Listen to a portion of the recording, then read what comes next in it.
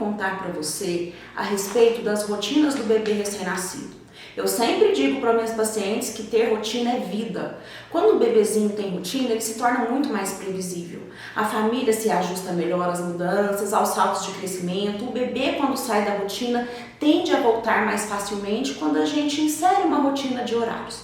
A gente sabe que com um bebê recém-nascido isso ainda é um pouco difícil, mas a gente já pode sim implementar algumas rotinas. Primeira coisa, o mamar é livre demanda. Seja no peito ou seja com oferta de fórmula, essa é uma rotina que a gente não deve introduzir no começo. Então, o bebê quis mamar, o mamar deve ser oferecido imediatamente. Então, não há rotina para oferta de leite, seja materno ou seja fórmula. Mas algumas rotinas a gente já pode e deve estabelecer assim que o bebê nasce.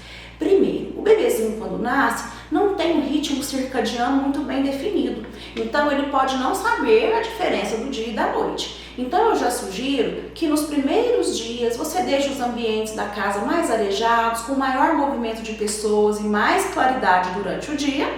E após o período noturno já comece a diminuir as luzes da casa, todo mundo falar mais baixinho, para o bebê já ter em mente que está chegando o momento de descansar. E assim ele vai começando a perceber a diferença do dia e da noite. Outra dica que eu acho válida é que desde os primeiros dias a família se habitue a fazer um passeio de carrinho, pode ser na calçada ou no quintal da própria casa, para que o bebê tenha um certo grau de exposição à luz solar. Isso ajuda tanto no amadurecimento da retina, quanto o bebê a conhecer esse ritmo circadiano e diferenciar o dia da noite. Sugiro também que a família já comece a implementar um ritual de sono.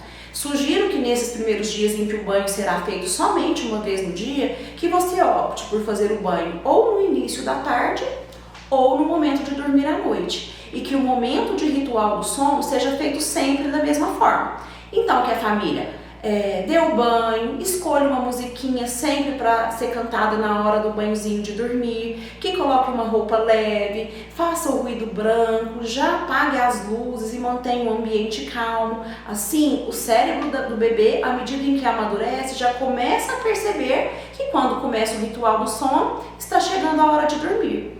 Outra dica importante, o quartinho do bebê é um lugar de relaxamento, então evite excessos de estímulos naquele ambiente. É preferível que os brinquedos e os lugares onde se faz as atividades de brincar e de estimular o bebê sejam fora do quarto, porque assim o bebê começa a compreender que aquele lugar é um lugar de relaxamento. Mais dicas importantes. Após o sono noturno do bebê, desde que ele já esteja ganhando peso bem, tenha passado pela primeira avaliação do pediatra e o pediatra autorize, não é preciso despertar o bebê na madrugada.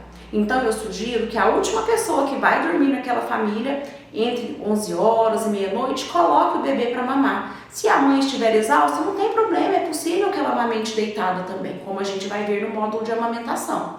Então o bebezinho mamando bem tarde da noite, entre 11 e meia-noite, ele vai aprender a dormir um período maior na madrugada. E outra coisa, na madrugada, se o bebê dormiu mamando, não precisa acordar para arrotar. Pode pôr ele para descansar no bercinho e só levantar se ele demonstrar desconforto. Outra dica importante, na madrugada só se faz troca do bebê em 2 ocasiões. Ou se ele fizer cocô, e neste caso a troca tem que ser imediata, ou se o xixi transbordar. Caso contrário, não é necessário fazer várias trocas na madrugada. Estimulando menos o bebê à noite, ele tende a aprender a dormir mais. De todo modo, não se incomode se o bebê acordar muitas vezes na madrugada nos primeiros meses de vida. Isso faz parte do desenvolvimento normal do bebê. E tenha certeza de que você, seguindo a rotina adequada, o bebezinho logo vai aprender a dormir por mais tempo.